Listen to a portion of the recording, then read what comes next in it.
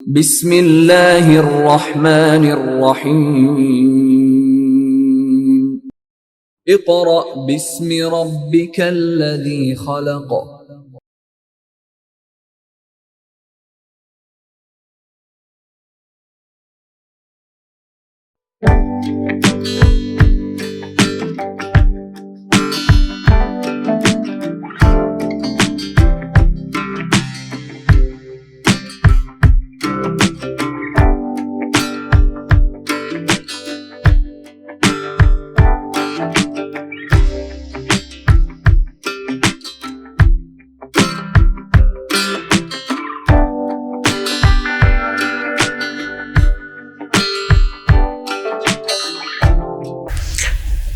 اعوذ باللہ من الشیطان الرجیم بسم اللہ الرحمن الرحیم۔ معزز سامعین، طلباء و طالبات،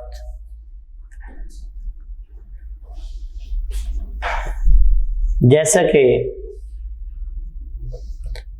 آج ہم آپ کی 8th کلاس کے جس سبجیکٹ کو شروع کرنے جا رہے ہیں،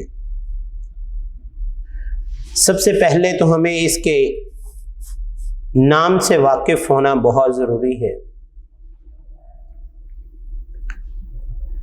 اس کا نام لکھنے میں ہم تاریخ لکھتے ہیں، لیکن بیٹا آپ کے لیول پر آپ تاریخ جس کو سمجھتے ہیں وہ آپ ڈیٹ جسے ہم کہتے ہیں، یعنی آج کی تاریخ کیا ہے، کون سا منتھ ہے اور کون سا ایئر ہے۔ جبکہ اس تاریخ سے مراد کیا ہے؟ اس تاریخ سے مراد ہسٹری ہے کہ فلاں دورانیے میں، فلاں وقت میں، کس صدی میں کیا کام ہوا، اور اس دورانیے میں مختلف لوگ جو تھے جو ریسرچ کرتے تھے، اور اس ریسرچ میں وہ مختلف علاقہ جات کے حوالے سے تاریخ کو بعد میں رقم کرتے تھے۔ اب اس تاریخ کو اگر ہم دیکھیں تو وہ تاریخ ہر قوم کی، ہر علاقے کی اپنی ایک تاریخ ہے۔ جیسے بیٹا آپ لوگ مختلف تاریخ دانوں کے بارے میں پڑھتے ہیں کہ جناب کولمبس نے امریکہ دریافت کیا، فلاں شخص نے فلاں علاقے کا دورہ کیا۔ اسی طرح ایک مسلمان ہونے کی حیثیت سے ہم اسلامی تاریخ پر بھی نظر دوڑاتے ہیں، تو ہم کہتے ہیں کہ آپ صلی اللہ علیہ وآلہ وسلم کے بعد حضرت ابوبکر صدیق رضی اللہ تعالی عنہ نے اسلامی حکومت کی سربراہی سنبھالی۔ اس کے بعد حضرت عمر رضی اللہ تعالیٰ عنہ کے دور آیا، حضرت عثمان غنی رضی اللہ تعالیٰ عنہ کا دور آیا، حضرت علی رضی اللہ تعالیٰ عنہ کا دور آیا۔ یہ مختلف ادوار ہماری تاریخ ہمیں واضح کرتے ہیں۔ آج ہم کیونکہ بر صغیر کی تاریخ کا ایک حصہ پڑھنے جا رہے ہیں، جو ہے برطانوی حکومت کا استحکام، کہ بر صغیر میں برطانوی حکومت کیسے قائم ہوئی۔ تو دیکھیں، ہسٹری کا مطلب کیا ہے کہ ہم اس کے بیک گراؤنڈ کو پہلے سمجھیں گے تو بیٹا ہمیں ہسٹری اچھے طریقے سے سمجھ آئے گی۔ ہوا یوں کہ یہ جو بر صغیر ہے یہاں کی جو زمین ہے انتہائی زرخیز اور خشکی کا یہ ایک ایسا خطہ تھا کہ جہاں پہ لوگ جو ہیں وہ یہ بات سمجھتے تھے کہ یہاں کی سرزمین ہر معاملے میں ایک اعلیٰ معیار کی زمین ہے، جس زمین پر پہاڑ بھی موجود ہیں، اس خطے پر میدان بھی موجود ہیں، اس خطے میں صحرا بھی موجود ہے، لہذا اس خطے کو ہر معاملے سے ایک اچھا خطہ ہونے کی حیثیت سے یورپ کے لوگ جو ہیں یا برطانیہ کے لوگوں کے لیے یہ ایک سونے کی چڑیا کے مانند سمجھا جاتا تھا۔ دوسرا، یہاں پہ زرعی معاملات اور زرعی اجناس کی زیادہ پیداوار کی وجہ سے عرب کے لوگ تجارت کرنے کے لیے بر صغیر آتے،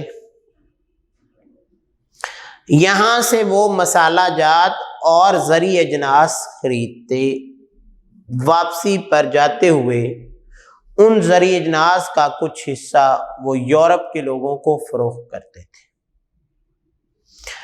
جب وہ یورپ کے لوگوں کو فروخت کرتے تھے تو اس طرح ان کے اور یورپ کے تعلقات بڑے خوشگوار ہو گئے۔ یورپ کے لوگ جو ہیں یہاں کی زرعی اجناس کی تعریف کرنے لگے۔ اس دورانیے میں محمد بن قاسم جو تھے وہ کیونکہ تجارتی معاملے سے عرب یہاں آتے تھے تو انہوں نے اس خطے کو بڑا آئیڈیل سمجھا، تو محمد بن قاسم نے بر صغیر کے صوبہ سندھ پر آ کے حملہ کیا اور یہاں کے راجہ داہر کو شکست دے دی۔ راجہ داہر کو شکست دینے کے ساتھ محمد بن قاسم کے ساتھ جڑے ہوئے جو مسلم مبلغ تھے، جو عرب کے کچھ لوگ تبلیغ کے لیے، اسلام کے لیے، وہ بھی یہاں آئے۔ یہاں آنے کے بعد انہوں نے مستقل طور پر سندھ کے علاقے اور ملتان میں آ کر آباد ہو گئے۔ اب جب وہ سندھ اور ملتان میں آباد ہوئے تو وہاں کے لوگوں نے محمد بن قاسم کی حکمرانی، وہاں کے مبلغین کی رواداری، ان کا حسن سلوک، حکمران کے انصاف اور یہ تمام معاملات جنہیں ہم اخلاقی قدریں کہتے ہیں، ان کو دیکھتے ہوئے ان کے دلوں میں اسلام کی طلب پیدا ہوئی۔ تو مبلغین نے جب اسلام پھیلانا شروع کیا تو وہ سیدھی، سچی اور توحید کی راہ پر گامزن ہونے کے لیے تیار ہو گئے۔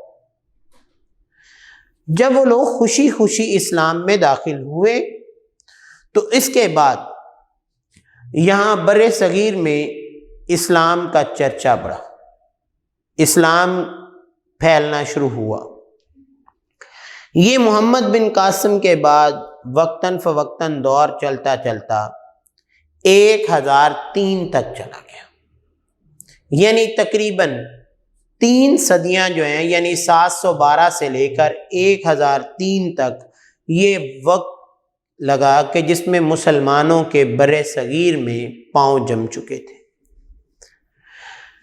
1003 میں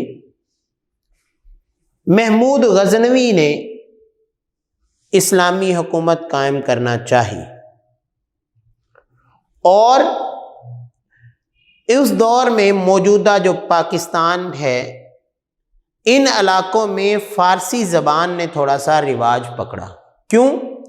کیونکہ فارسی اور عربی زبان کے جو حروف تہجی ہیں وہ ایک دوسرے سے ملتے جلتے ہیں، اور یہاں پہ ایک اسلامی حکومت کے نقش جو تھے وہ واضح ہونا شروع ہو گئے۔ اب تقریباً 200 سال کے لگ بھگ یہ دور چلتا رہا۔ اس کے بعد قطب الدین ایبک، جن کا مزار آج بھی یہ ہمارے انارکلی میں اگر آپ جائیں تو انارکلی بازار کے ختم ہونے کے قریب جا کر آخر میں آپ کے رائٹ سائڈ پہ آپ کو ایک بازار نظر آئے گا جسے کہتے ہیں ایبک روڈ، جو کہ انہی کے نام سے منسلک ہے۔ ایبک روڈ پر ایک یلو رنگ کی، پیلے رنگ کی ایک چھوٹی سی بلڈنگ ہے جس میں قطب الدین کا مزار موجود ہے، جس نے سلطنت دلی کے نام سے بر صغیر میں پہلی اسلامی حکومت قائم کی تھی۔ اب یہاں پہ مسلمانوں کی تعداد کم، لیکن سربراہی وقتاً فوقتاً مسلمانوں کے پاس رہی۔ کیوں؟ جو بات میں پہلے آپ سے ذکر کر چکا ہوں بیٹا، کہ مسلمان تب کیا تھے، ان کے اسلامی اصول، ان کی اسلامی قدریں، ان کے اخلاق، رواداری، انصاف اور حسن سلوک کو دیکھ کر جو اس وقت یہاں پہ ہندو موجود تھے، وہ یہ بات سمجھتے تھے کہ یہ مسلمان حکمران ہم سے کسی صورت بھی ناانصافی نہیں کریں گے، ہم سے کسی قسم کی بھی زبردستی نہیں کریں گے، اور وہ بخوشی مسلمانوں کا ساتھ دینے کے لیے تیار ہو گئے۔ اسی طرح یہ 1206 سے جو سلطنت دلی قائم ہوئی، یہ دلی سے لے کر سندھ تک یہ تمام علاقے جو تھے ان پر مسلمانوں کی حکومت تھی، یہ چلتی چلتی 1526 تک رہی۔ اب 1526 میں سب سے پہلی دفعہ جو مغل حکمران ظہیر الدین بابر تھا، اس نے پہلی مغلیہ سلطنت کا آغاز کیا۔ جب مغلیہ سلطنت قائم ہوئی تو یہاں پہ مسلمانوں کا چرچا بڑھا۔ اس دورانیے میں مختلف قسم کے مغلیہ دور کے حکمران جو تھے وہ یہاں پہ حکمرانی کرتے رہے، جو کہ 1526 سے شروع ہوئی، 1626 تک 100 سال، 1726 تک 200 سال، 1826 تک 300 سال اور 1857 تک یعنی 331 سال تک وہ قائم رہی۔ اگر ریئلٹی کو دیکھا جائے تو 712 سے لے کر 1857 تک تقریباً 1150 سال تک، 11.5 صدیوں تک مسلمانوں کی بر صغیر پر حکومتیں قائم رہیں، جس میں ہم نے ذکر کیا کہ محمد بن قاسم، محمود غزنوی، قطب الدین ایبک، اس کے بعد مغلیہ حکمران ظہیر الدین بابر، ہمایوں، اکبر، جہانگیر، شاہ جہاں، اورنگزیب، عالمگیر، چلتے چلتے بہادر شاہ ظفر تک چلتے۔ اب یہ تھا بر صغیر پر مسلمانوں کا دور حکومت۔ اب اس دور حکومت میں جب مسلمانوں نے تجارتی معاملات جو ہیں وہ یورپ کے ساتھ قائم کیے، اس کے علاوہ برطانیہ کے لوگوں نے بھی یہاں کی تجارت کو سراہا، تو ان انگریزوں کے دلوں میں آیا، ان برطانیہ کے لوگوں کے دلوں میں آیا، کیوں نہ ہم بر صغیر کے ساتھ تجارتی مراسم قائم کریں۔ لہذا سب سے پہلے پرتگیزی تاجر جو تھے انہوں نے بر صغیر کا رخ کیا، انہوں نے یہاں سے خوب فائدہ اٹھایا۔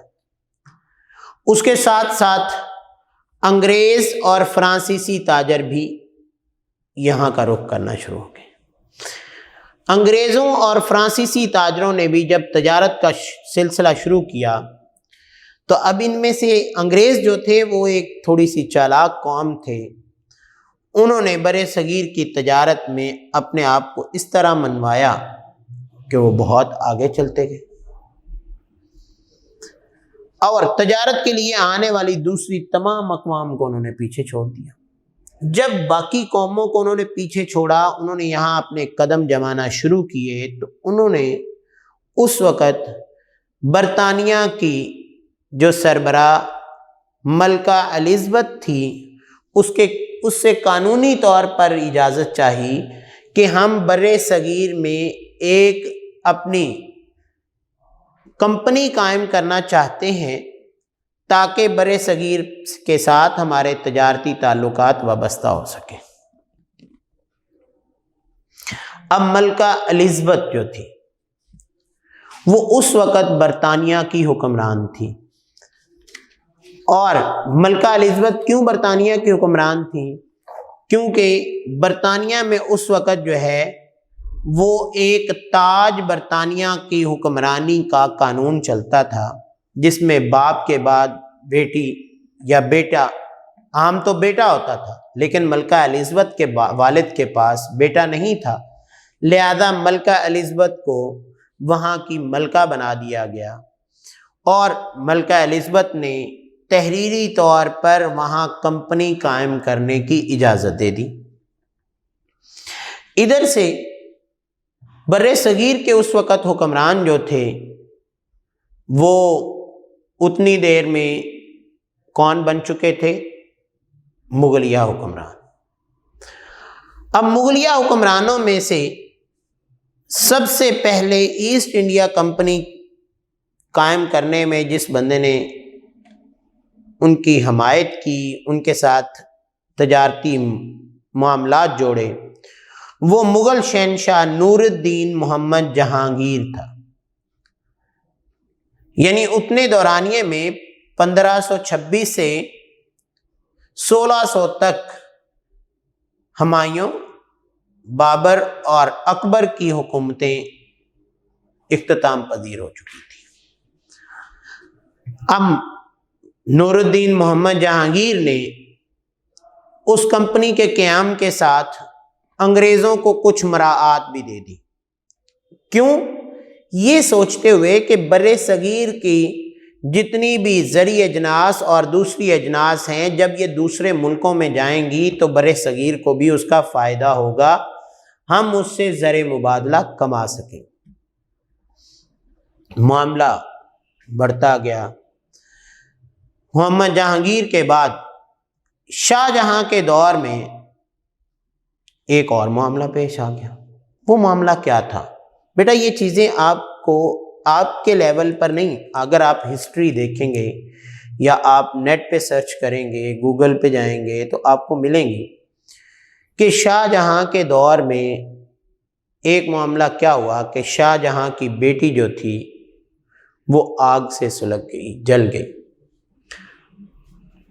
تو دور ایسا تھا کہ وہ اس وقت تعلیم کا یہاں پہ بر صغیر میں اتنا عام رواج نہیں تھا۔ وہی پرانے حکماء اور اتباع جو تھے، طبیب جو تھے، وہی علاج کرتے تھے، لہذا ان طبیبوں نے اور حکماء نے اپنی پوری کوشش کی اس کو بچانے کی، لیکن وہ اس کو بچا نہیں پا رہے تھے، اس کا علاج پراپر انداز سے نہیں کر پا رہے تھے۔ جبکہ تب جو ہے وہ انگریزوں کے بر صغیر کے ساتھ تعلقات کافی حد تک جڑے ہوئے تھے۔ ان لوگوں میں ایک برطانوی ڈاکٹر جو تھے وہ بھی یہاں آئے۔ جب انہوں نے اس وقت کے حکمران کی بیٹی کا علاج کیا تو حکمران شاہ جہاں جو تھے وہ بہت خوش ہوئے، اور ان حکمرانوں کی یہ خواہش ہوتی تھی اور اس وقت عادت بھی تھی کہ جو کوئی بھی ان کو فائدہ پہنچاتا تھا وہ اس کو بہت سی مراعات اور بہت سے انعاموں کے نام سے نوازتے تھے۔ انہوں نے جب اس ڈاکٹر کو انعاموں کے نام سے نوازا تو انعامات کے ساتھ ساتھ اس ڈاکٹر نے یہ ریکویسٹ کی کہ جناب آپ ہماری تجارت میں ہمیں کچھ فائدہ دیں۔ تو شاہ جہاں نے ان کے مزید تجارتی مراعات دے دی۔ ان کو ٹیکس میں معافی دے دی، جو اس وقت تجارتی مال پر ڈیوٹی کی شرح تھی اس کو کم کر دیا۔ لہذا اب جب یہ اتنے معاملات تھے تو شاہ جہان نے ان کے ساتھ تعلقات وابستہ کیے۔ شاہ جہاں کے بعد اورنگزیب عالمگیر کے دور میں بھی برِ صغیر نے بہت اچھا دور گزارا، لیکن 1707 میں برِ صغیر میں اورنگزیب عالمگیر کی وفات کے فوری بعد بیٹا ہوا یوں کہ انگریزوں نے تب تک یہ بات بھانپ لی کہ برِ صغیر کے لوگ جو ہیں وہ اتنے تعلیم یافتہ نہیں ہیں، لہذا تعلیم کا فقدان دیکھتے ہوئے انہوں نے یہاں کی حکومتی جو مختلف سرگرمیاں تھیں ان میں مداخلت کرنا شروع کر دی، انتظامی امور میں مداخلت کرنا شروع کر دی، حکمرانوں کو مختلف قسم کے مشورے دیے جس سے حکمران خوش ہو کے اس وقت سمجھتے تھے کہ شاید یہ انگریز ہمارے حق کی بات کر رہے ہیں کہ یہاں پہ برِ صغیر میں یہ کام کیا جائے تو یہاں سے تجارت میں یہ فائدہ ہوگا، یہاں سے یہ کام کیا جائے تو یہاں پہ صنعتی یہ معاملہ ہوگا، یہاں پہ یہ، یعنی انہوں نے مختلف قسم کے انتظامی امور میں بھی بادشاہوں کو مشاورت میں مداخلت کرنا شروع کر دی، جس کے بعد کیا ہوا کہ اورنگزیب کے بعد آنے والے مختلف حکمران جو تھے ان کی وہ جو مغلیہ حکومت تھی وہ آہستہ آہستہ کمزور ہوتی گئی اور انگریز یہاں کے تمام امور کو سمجھنا شروع ہوئے۔ اس کے ساتھ ساتھ جو سیاسی اس وقت معاملہ تھا، سیاسی حالات جو تھے، اب کیونکہ ہر مغل بادشاہ جو تھا اس کی اولاد میں اگر 2 یا 3 بیٹے ہوتے تو سب سے بڑے بیٹے کو حکمران بنایا جاتا، بعض اوقات ان میں آپس میں جو ہے وہ خلش پیدا ہوگی، اس طرح ملک میں اندرونی خلفشار شروع ہو گیا۔ جب اندرونی طور پر مسلمان حکمران، مغلیہ حکمران جو ہیں وہ آپس میں لڑائی جھگڑوں میں پڑ گئے تو انگریزوں نے اس کا بھرپور فائدہ اٹھایا، اور انہوں نے کیا کیا، اب انہوں نے دیکھا کہ ہم نے تعلیمی میدان میں یہاں پہ اپنے مختلف قسم کے لوگ جو ہیں وہ قائم کر دیے ہیں، یہاں پہ انہوں نے اس ایسٹ انڈیا کمپنی کے قیام کے مد میں مختلف جگہوں پر اپنی کوٹھیاں قائم کر لی تھیں، مختلف امور میں انہوں نے مداخلت کرنا شروع کر دی تھی، یہاں کی انتظامی سرگرمیاں جو تھیں ان کو وہ سمجھ چکے تھے، تو انہوں نے ان تمام چیزوں کو دیکھتے ہوئے یہ بات بھانپ لی کہ مغلیہ حکمران اب بالکل کمزور ہو چکے ہیں، لہذا اگر وہ شروع میں برِ صغیر پر حملہ کر کے یہاں پہ قابض ہوتے تو بیٹا مسئلہ یہ تھا کہ یہاں کے لوگ ان کے خلاف کام کرنا چھوڑ دیتے، ان کے یہاں پہ جو زرعی اجناس کی پیداوار تھی وہ نہ کرتے، لہذا انہوں نے وقتاً فوقتاً اپنے پاؤں جمائے۔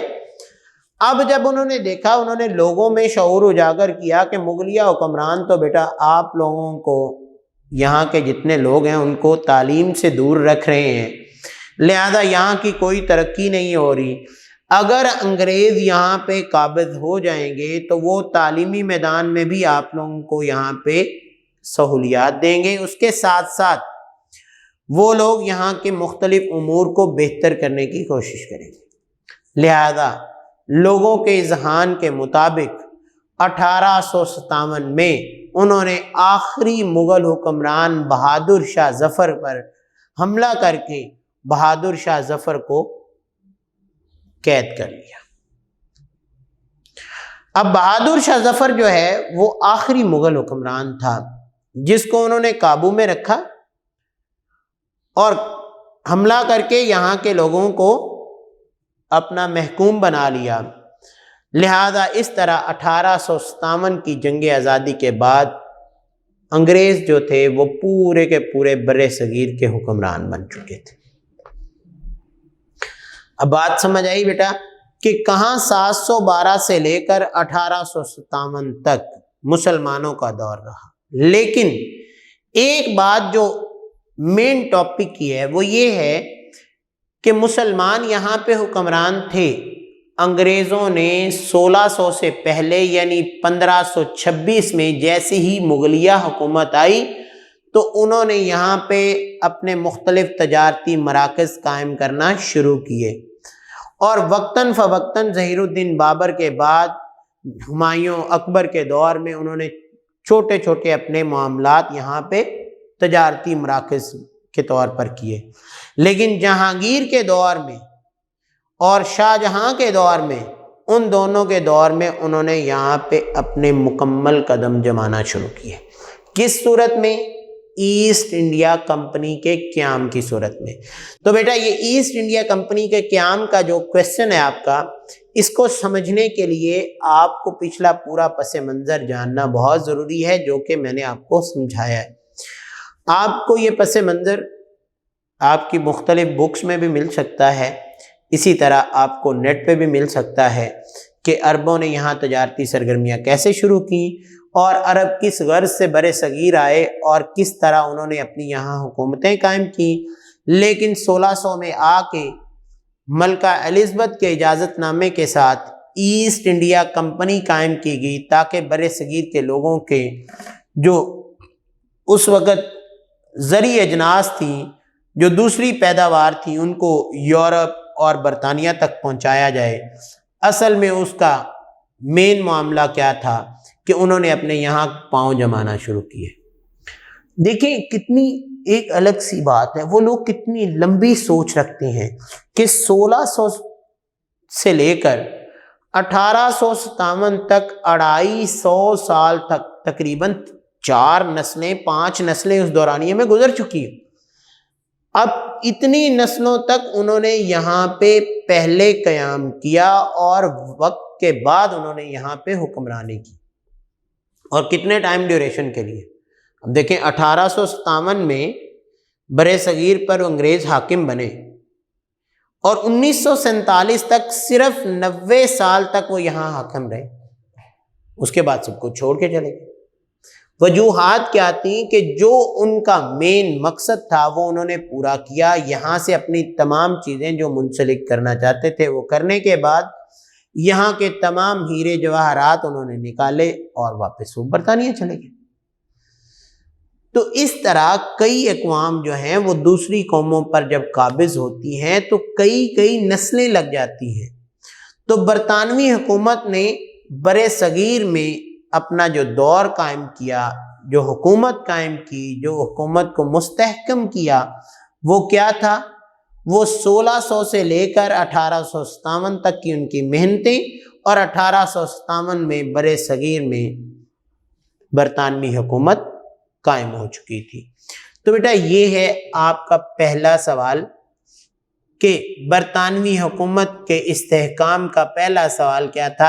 ایسٹ انڈیا کمپنی کا قیام اور ایسٹ انڈیا کمپنی اور مغلیہ حکومت کے درمیان جو تعلقات تھے.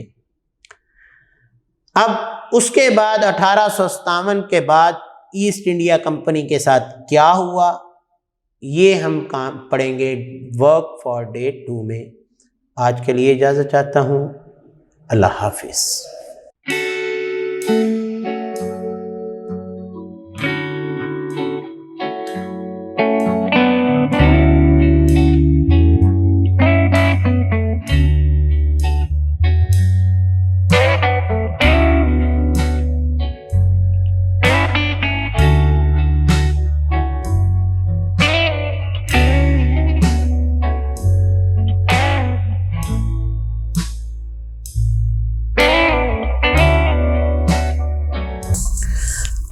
معزز سامعین، طلباء و طالبات، جیسا کہ ورک فار ڈے 1 میں ہم ایسٹ انڈیا کمپنی کے بارے میں باتیں کر رہے تھے کہ ایسٹ انڈیا کمپنی جو ہے وہ کب قائم ہوئی، اور اس کا برِ صغیر کے ساتھ اس کا کیسا تعلق تھا، برِ صغیر پر اس نے کس طرح اپنا رعب دبدبہ جمایا اور وقتاً فوقتاً برِ صغیر پر وہ کیسے قابض ہوئی۔ یہ دور 1600 سے چلتا چلتا ہمارا 1857 تک رہا۔ 1857 میں جنگ آزادی ہوئی، اور جنگ آزادی کے بعد ایسٹ انڈیا کمپنی ختم کر دی گئی۔ یعنی جب مقصد پورا ہو گیا تو تب انگریزوں نے اس کمپنی کا اختتام کر دیا۔ برِ صغیر پر حکومت کس کی آ گئی؟ برطانیہ کی۔ اس طرح پورا اقتدار جو تھا، جو پہلے مغلوں کے پاس تھا، وہ سارا کا سارا اقتدار کن کو منتقل ہو گیا؟ وہ انگریزوں کو منتقل ہو گیا، برطانیہ کو منتقل ہو گیا، جسے ہم کیا کہتے ہیں؟ تاج برطانیہ۔ کیا کہتے ہیں؟ تاج برطانیہ۔ برطانیہ نے، اب دیکھیں میں نے کل بھی آپ کو ورک فار ڈے 1 میں بھی بات کی تھی کہ برطانیہ نے 1600 میں ایک کام کا آغاز کیا، 250 سال 3-4 نسلیں ورکنگ کرنے کے بعد جب ان کو اقتدار ملا تو کتنی دیر کے لیے ملا؟ 1857 سے لے کر 1947 تک صرف 90 سال۔ اب 90 سال انہوں نے یہاں پہ برطانیہ نے حکومت کی۔ اب برِ صغیر یہ جو پورا خطہ تھا، اس خطے پر انہوں نے اپنی حکومت کس طرح بنائی؟ انہوں نے اپنی حکومت کے لیے ایک انگریز کو یہاں مقرر کر دیا کہ آپ نے یہاں کے تمام امور کو دیکھنا ہے، اور اسے کیا کہتے تھے؟ اسے وائسرائے کہا جاتا تھا۔ کیا کہا جاتا تھا؟ وائسرائے۔ اور وائسرائے کو مقرر کرنے کے بعد باقی جو اس کے نیچے کام کرنے والا عملہ تھا، جو انتظام دیکھنے والے سول سروس کے لوگ تھے یا صوبائی گورنر جو ہوتے تھے، وہ سارے کے سارے مقامی لوگ تھے۔ ان مقامی لوگوں کے ذریعے ہی وہ وائسرائے جو ہے یہاں کے تمام امور کو دیکھتا تھا۔ یعنی وائسرائے حقیقتاً کیا تھا کہ تاج برطانیہ کا وہ ایک عہدہ تھا، لیکن برِ صغیر کے لیے وہ اپنے آپ میں ایک سربراہ تھا، وزیر اعظم جسے ہم کہتے ہیں۔ لہذا 1858 میں جنگ آزادی کے 1 سال کے بعد ایک قانون بنایا گیا جس کے تحت لارڈ کیننگ جو تھا اس کو پہلا برِ صغیر کا وائسرائے بنایا گیا۔ اب لارڈ کیننگ جو ہے اس نے کیا کیا کہ اس نے الہ آباد میں اپنا ایک شاہی دربار قائم کیا تاکہ وہ شاہانہ انداز سے برِ صغیر پر حکومت کر سکے، جس کے بارے میں بیٹا آپ لوگ اکثر کتابوں میں پڑھتے ہیں خطبہ الہ آباد، کہ علامہ اقبال نے بھی الہ آباد میں ایک خطبہ دیا تھا۔ اسی الہ آباد میں سب سے پہلے انگریزوں نے اپنا ایک شاہی دربار بنایا۔ اب دربار میں لوگ اکٹھے ہوتے تھے، اپنے مسائل پیش کرتے تھے۔ اسی دربار میں وائسرائے جو تھا لارڈ کیننگ، اس نے ملکہ وکٹوریہ کا اعلان سنایا۔ کیا اعلان سنایا؟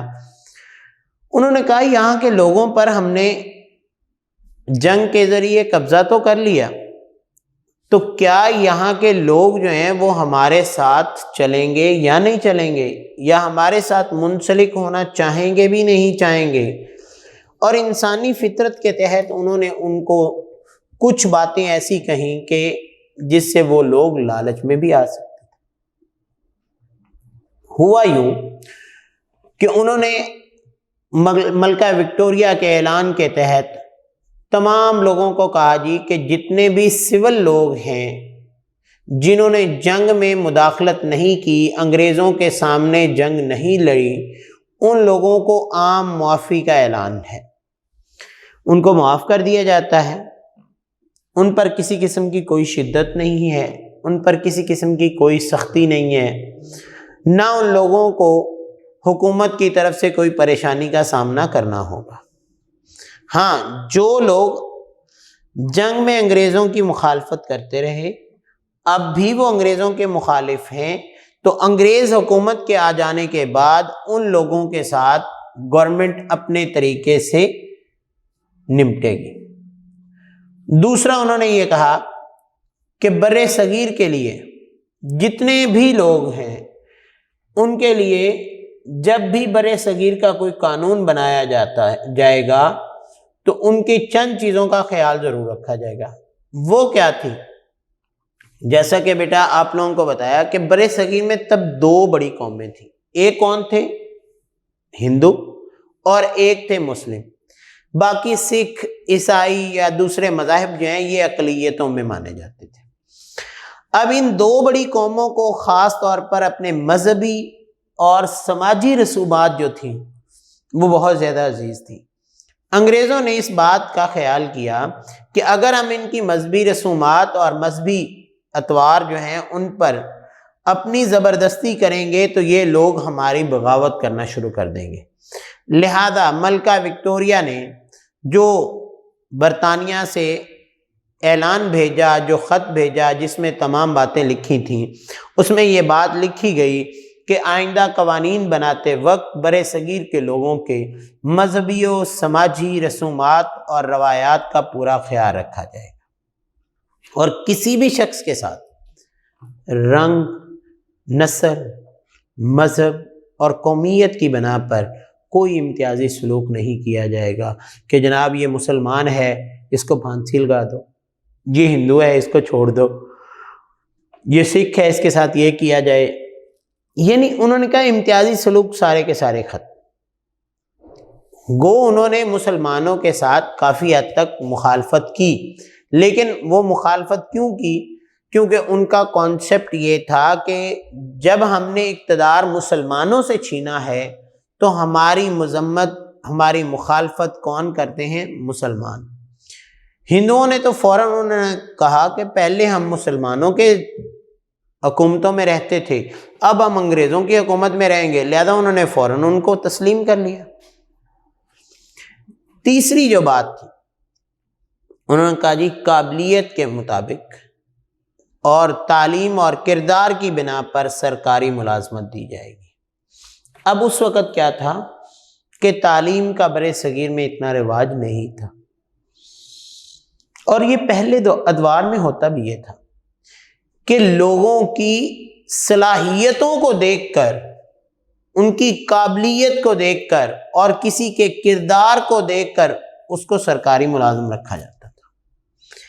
انگریزوں نے بھی یہی کہا کہ جناب یہاں کے لوگ جو ہیں ان کو ان کی قابلیت اور اگر ان میں جو لوگ پڑھے لکھے ہیں ان کی تعلیم اور کردار کی بنا پر ان کو سرکاری ملازمت دی جائے گی۔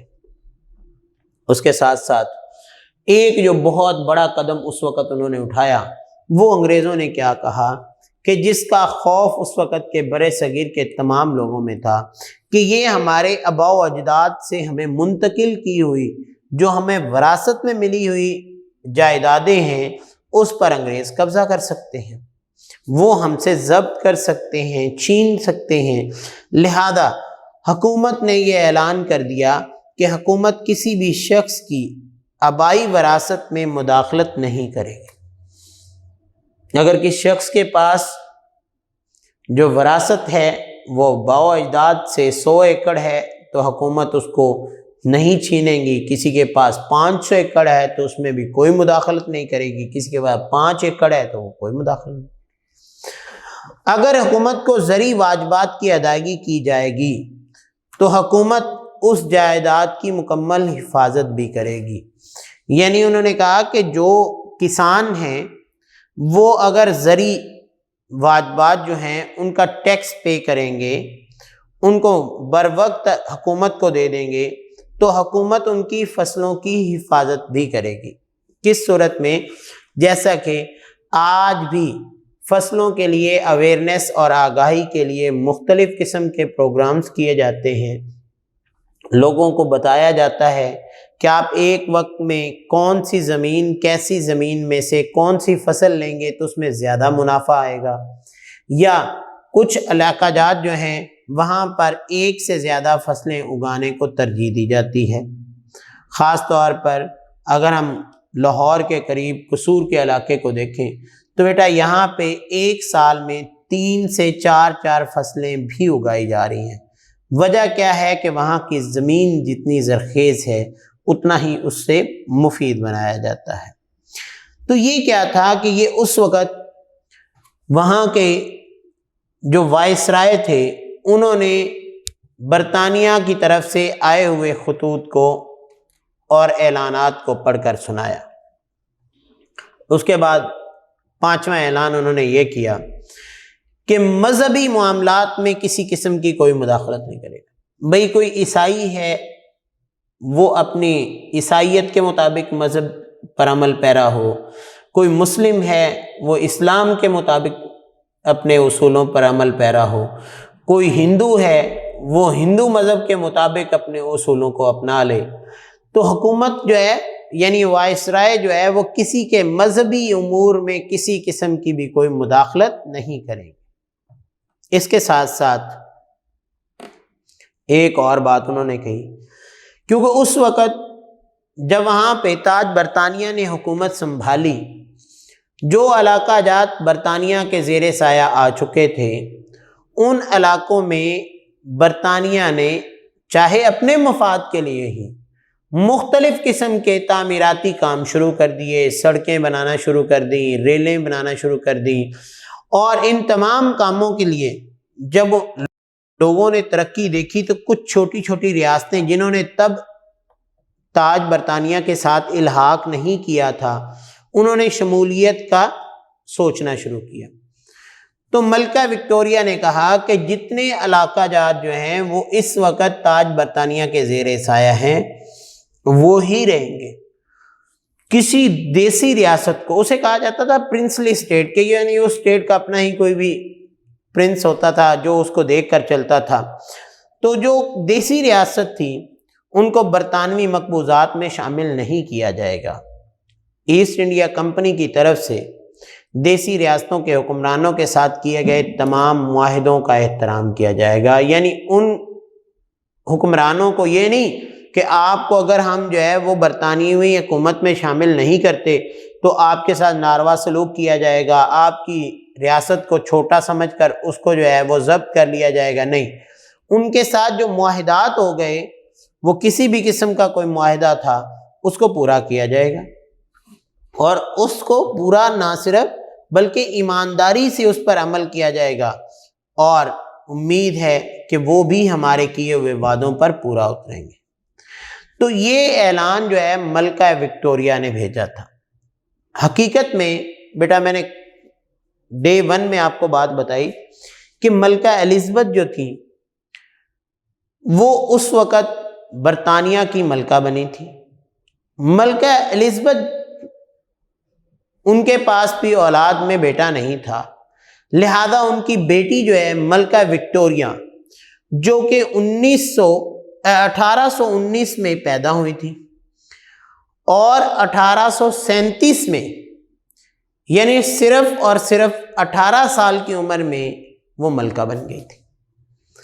انہوں نے تاج اور تخت کو اپنا لیا، اور جب تخت نشین ہوئی تو آخری دم تک وہ ملکہ رہیں، اور 1901 میں ان کی وفات ہوئی۔ تب تک انہوں نے 1837 سے لے کر 1901 تک حکومت کی۔ تو یہ تھی ملکہ وکٹوریہ، کیونکہ اس وقت صلاحیتوں کو دیکھتے ہوئے اور خاندانی نظام سے، بادشاہت کے نظام سے حکومتیں بنا کرتی تھی۔ اس طرح 1857 سے لے کر یہ 1858 اور آنے والے سالوں میں انہوں نے ایسٹ انڈیا کمپنی کو ختم کر دیا اور اقتدار پورے کا پورا برطانوی حکومت کے حوالے کر دیا۔ اب برطانیہ نے اس وقت جو اپنا ایک انتظامی ڈھانچہ پیش کیا وہ یہ تھا کہ یہاں کی حکومت کو چلانے کے لیے کوئی نہ کوئی تو انتظامی امور کو دیکھنے کے لیے انہوں نے ایک ڈھانچہ بنانا تھا، لہذا 1858 کے قانون کے تحت وائس رائے کو تاج برطانیہ اور برطانوی وزیر اعظم کے مشورے سے صوبوں کے گورنر مقرر کرنے کا اختیار مل گیا۔ میں نے آپ کو بات بتائی ہے کہ جو وائس رائے تھا وہ کس کے انڈر تھا؟ ملکہ برطانیہ کے انڈر بھی تھا اور وزیر اعظم برطانیہ کے بھی زیر سایہ تھا۔ اس کے بعد وزیر امور ہند، یہ 3 عہدے اس سے بڑے تھے، ملکہ برطانیہ، وزیر اعظم برطانیہ اور وزیر امور ہند، یہ تینوں کے بعد وائس رائے آتا تھا۔ لہذا وائس رائے کو یہ کہا گیا کہ آپ اکیلے جو ہیں وہ تمام صوبوں اور تمام علاقہ جات کی نگرانی اچھے انداز سے اگر کرنا چاہتے ہیں تو آپ کو اجازت دی جاتی ہے کہ آپ ہر علاقے میں اپنے اپنے گورنر بنا دیں۔ حقیقت کیا تھی؟ دیکھیں بیٹا، یہ بھی ان انگریزوں نے مسلم سے سیکھا، اسلام سے سیکھا۔ کیسے؟ کہ حضرت عمر رضی اللہ تعالیٰ عنہ اور حضرت ابوبکر صدیق رضی اللہ تعالیٰ عنہ نے جب آپ صلی اللہ علیہ وآلہ وسلم کے بعد خلافت سنبھالی تو انہوں نے بھی کیا کیا تھا کہ دور دراز کے علاقہ جات جہاں وہ خود نہیں جا سکتے تھے ہر روز، ان علاقہ جات میں گورنر مقرر کیے تھے۔ اور یہ کیا ہے کہ حضرت عمر فاروق رضی اللہ تعالی عنہ نے جو یہ طریقہ انتظامی امور کا اپنایا تھا اسی کو ہی بعد میں انگریزوں نے اپنایا۔ اور ایک اور بھی بات میں بتاتا چلوں کہ گورنر بنانے کے لیے بڑی حکومتیں کیا کرتی تھیں کہ مختلف علاقوں کے سربراہان جو تھے ان کو گورنر بنایا جاتا تھا، اور زیادہ اختیارات جو ہیں وہ اس وقت اس ریاست کے گورنر کے کنٹرول میں ہوتے تھے۔ اسی لیے تو آپ نے غور کیا ہوگا کہ 14 اگست 1947 کو بننے والی ریاست پاکستان جو ہے، اس کے قائد اعظم نے اس ریاست کو بنایا، لیکن قائد اعظم اس کے کیا بنے تھے پہلے؟ Governor general. لہذا قائد اعظم اس کے پہلے گورنر جنرل بنے تھے، کیونکہ اس وقت گورنر کے پاس اختیارات زیادہ تھے، جبکہ آج ہمارا جو اس وقت انتظامی ڈھانچہ ہے اس میں کسی بھی ملک کا سب سے بڑا صدر ملک کا سربراہ ہوتا ہے، اور جو حکومت ہوتی ہے اس کا سربراہ وزیر اعظم ہوتا ہے، اور اس کے بعد گورنر جو ہوتا ہے وہ وزیر اعظم کے انڈر وہ ایک صوبے کا گورنر ہوتا ہے۔ اس کے ساتھ ساتھ صوبائی وزرائے اعلیٰ ہم نے بنائے اور ہمارے کئی اور وزراء، یہ ہمارے انتظامی ڈھانچہ میں صدر، وزیر اعظم، اس کے بعد ہمارے وزرائے اعلیٰ اور گورنر ہوتے ہیں۔ لہذا اس دور میں کیا ہوتا تھا؟ سب سے بڑا علاقے کا ایک خطے کا سربراہ جو ہوتا تھا وہ گورنر ہوتا تھا۔ لہذا وائسرائے ہند جو تھا اس کو اس بات کی اجازت دے دی گئی کہ وہ کیا کرے، وہ اپنے مختلف علاقوں میں گورنر مقرر کرے۔ برطانوی کابینہ میں وزیر امور ہند کا اضافہ ہوا اور اسے بر صغیر کے امور سے متعلق کافی اختیارات مل گئے۔ وزیر امور ہند برطانیہ کی پارلیمنٹ کا ممبر ہوتا تھا، یعنی ہندوستان کے تمام امور کو دیکھنے والا جو شخص تھا اس کے لیے لازم تھا کہ وہ اس وقت برطانیہ کی پارلیمنٹ کا ممبر ہو۔ لہذا وزیر امور ہند کی مدد کے لیے سول سروس کے افسران اور کچھ دوسرے سٹاف کو بھی مقرر کیا گیا تھا۔ برصغیر میں برطانوی حکومت کی پالیسیوں پر عمل درآمد کرانے کے لیے 15 ارکان پر مشتمل ایک کونسل آف انڈیا بنائی گئی تھی۔ اب کونسل آف انڈیا کیوں؟ وہ ایسے 15 ارکان کو شامل کیا گیا تھا کہ جو برصغیر کے تمام مسائل جو ہیں وہ اپنے اس وقت کے گورنر اور وائس رائے کے سامنے پیش کر سکیں۔ لہذا اس کونسل کے اجلاس کی صدارت وزیر امور ہند کرتا تھا، کہ جس نے دیکھیں یہاں کے تمام کاموں کو دیکھنا ہے تو اس نے ہی ہندوستان کے لوگوں کی بات بھی سننی تھی، اور ہندوستان کے لوگوں کی بات سنے بغیر وہ کیسے ممکن تھا کہ وہ یہاں کے تمام امور کو حل کر سکتا۔ لہذا اس کے لیے سب سے اہم کام کیا تھا کہ اس نے تمام امور کو اپنے طریقے سے دیکھنا تھا۔ اب یہی بات تھی کہ وہاں پہ اس وقت جو ہے وہ برطانیہ نے اپنے طریقے سے حکومت چلانے کی کوشش کی اور اپنا ایک انتظامی ڈھانچہ پیش کیا، جس انتظامی ڈھانچے کے تحت ہمارے یہاں بر صغیر پر برطانیہ نے اس وقت حکومت کرنا شروع کی تھی۔ اور یہ کب؟ 1858 میں انہوں نے 1857 میں قبضہ کیا، 1858 میں اپنا برطانوی ڈھانچہ پیش کیا کہ سب سے بڑا عہدہ کس کے پاس تھا؟ ملکہ برطانیہ کے پاس، اس سے چھوٹا عہدہ وزیر اعظم برطانیہ کے پاس، پھر وزیر امور ہند کے پاس، پھر وائسرائے ہند اور صوبائی گورنروں کے پاس۔ تو بیٹا میں آپ کو یہ کویسچن ایک دفعہ پھر سے ریپیٹ کرتا چلوں کہ 1857 کی جنگ آزادی کے بعد کیا ہوا کہ پورے کا پورا اقتدار جو تھا وہ تاج برطانیہ کے انڈر چلا گیا، اور تاج برطانیہ کو جب منتقل ہو گیا تو برطانوی دور شروع ہو گیا۔ اور میں نے آپ کو بتایا برطانوی دور کوئی زیادہ لمبا نہیں، جنہوں نے 250 سال محنت کرنے کے بعد انہوں نے جب اقتدار سنبھالا تو کتنے سال صرف رہا؟ 90 ایئرز، 90 سال تک۔ لہذا برطانیہ نے تمام بر صغیر کے اختیارات کا سربراہ جس کو بنایا اسے کیا کہا جاتا تھا؟ وائسرائے۔ کیا کہا جاتا تھا؟ وائسرائے ہند۔ اب پہلا وائسرائے کون بنا تھا؟ Lord caning. کون بنا تھا؟ Lord caning. اس کو کس نے وائسرائے بنایا تھا؟ اس کو ملکہ وکٹوریہ نے وائسرائے بنایا تھا۔ اور میں ابھی آپ کو ملکہ وکٹوریہ کا تعارف کروا چکا ہوں کہ ملکہ وکٹوریہ کون تھیں؟ وہ ملکہ الزبتھ کی بیٹی تھی، اور ملکہ الزبتھ کے پاس کوئی بیٹا نہیں تھا، لہذا ملکہ وکٹوریہ کو بر صغیر کیا پورے تاج برطانیہ کا سربراہ بنایا گیا، ملکہ بنایا گیا۔ انہوں نے کس عمر میں تخت حاصل کیا، تخت نشین ہوئی؟ جب ان کی عمر صرف 18 سال تھی، یعنی 1819 میں وہ پیدا ہوئی، 1837 میں وہ تخت نشین ہوگی، پھر تاحیات یعنی 1901 میں جب وہ فوت ہوئی تو تب تک وہ برطانیہ کی ملکہ رہی۔ اس کے بعد ملکہ وکٹوریہ نے ایک اعلان کیا، اس نے کہا کہ یہاں کے جتنے بھی عام لوگ ہیں ان کے لیے عام معافی ہے، صرف ان لوگوں کے سامنے جو ہے وہ دقت ہوگی، ان کے ساتھ مقابلہ کیا جائے گا، ان کے لوگوں کے معاملات میں مداخلت کی جائے گی جنہوں نے انگریزوں کے خلاف جنگ لڑی۔ دوسری بات انہوں نے کہی کہ جتنے بھی لوگ یہاں پہ ہیں ان کے مختلف مذاہب ہیں، کوئی مسلم ہیں، ہندو ہیں، عیسائی ہیں، سکھ ہیں، وہ تمام لوگوں کے جو مذہبی روایات ہیں اور ان کی جو سماجی روایات ہیں ان کا پورا خیال رکھا جائے گا۔ گورنمنٹ یہ نہیں کرے گی کہ مسلمان جو ہیں وہ اپنی مذہبی رسومات کو چھوڑ کر انگریزوں کی رسومات کو اپنائیں، نہیں۔ انہوں نے کہا ان کے تمام مذہبی روایات اور سماجی روایات کا خیال رکھا جائے گا۔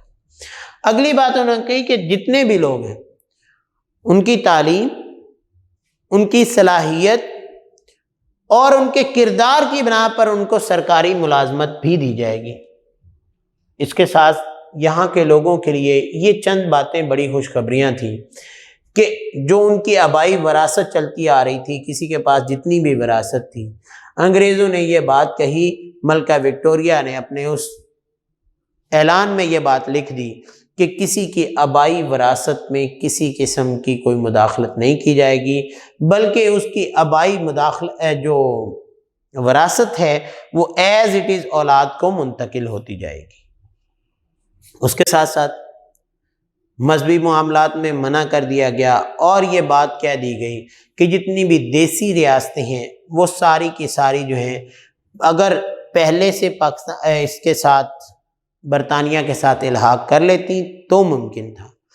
اب کسی بھی دیسی ریاست کو تاج برطانیہ کے زیر سایہ مداخلت کرنے اور اس کے قبضے میں آنے کی ضرورت نہیں، اور نہ ہی ان کو قبضے میں لیا جائے گا۔ اس کی وجہ کیا ہے؟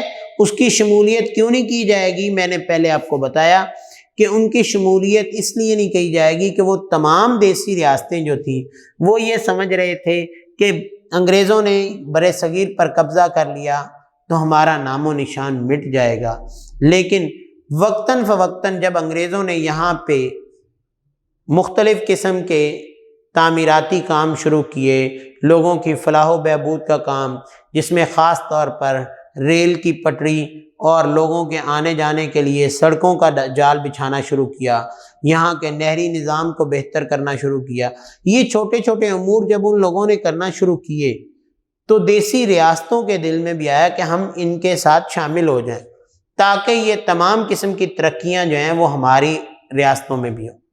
لہذا انہوں نے کہا کسی بھی دیسی ریاست کو شامل نہیں کیا جائے گا۔ ہاں، ان کے ساتھ جو معاہدات کیے گئے وہ تاج برطانیہ جو ہے ان کا احترام کرے گی، اور وہ بھی ہمارے معاہدات کا احترام کریں گے۔ اور پھر میں نے آپ کو بتایا کہ برطانوی انتظامی ڈھانچہ جو تھا وہ کس انداز سے اس وقت اپنایا گیا، جس میں سب سے بڑے سربراہ ملکہ برطانیہ اس وقت کون تھی؟ ملکہ وکٹوریہ، اس کے بعد وزیر اعظم برطانیہ، پھر وزیر امور ہند اور وائسرائے ہند، اور وائسرائے کے نیچے صوبائی گورنر ہوتے تھے، اور گورنروں کو مختلف قسم کے سول سروس کے افسران جو ہیں ان کی خدمات بھی مہیا کی گئی تھی تاکہ لوگ جو ہیں وہ بآسانی اس وقت کام کریں، اور اس وقت کی جو گورنمنٹ ہے وہ اپنے طریقے سے لوگوں کے مختلف امور کو دیکھے، اور لوگوں کے امور کو دیکھے گی، لہذا یہاں کے لوگ جو ہیں وہ کیا کریں گے؟ وہ ترقی کریں گے۔ جب یہاں کے لوگ ترقی کریں گے تو اس کا سراسر فائدہ جو ہے وہ تاج برطانیہ کو ہوگا، کہ تاج برطانیہ یہاں کے تمام امور کو اپنے قبضے میں لے چکی تھی۔ تو بیٹا آج کا یہ ایک چھوٹا سا ٹاپک جس کے دو حصے تھے، ایک حصہ کیا تھا کہ ایسٹ انڈیا کمپنی کو ختم کر دیا گیا اور برطانوی حکومت کو قائم کیا گیا، اور برطانوی حکومت کو قائم کرنے کے بعد یہاں پہ ایک ملکہ وکٹوریہ کا اعلان سنایا گیا، اور اس کے ساتھ ساتھ برطانیہ کے انتظامی ڈھانچے کو پیش کیا گیا کہ برطانیہ یہاں پہ کس ڈھانچے کے تحت کام کرے گی، یہاں کے لوگوں کو کس طرح وہ فلاح و بہبود فراہم کرے گی۔ تو اس چھوٹے سے کویسچن کے دونوں حصوں کو بیٹا آپ نے پڑھنا ہے۔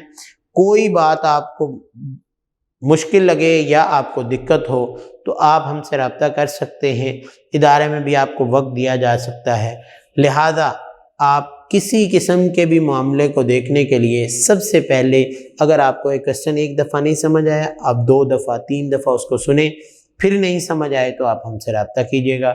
ورک فار ڈے 2 کے لیے اجازت چاہتا ہوں۔ اللہ حافظ۔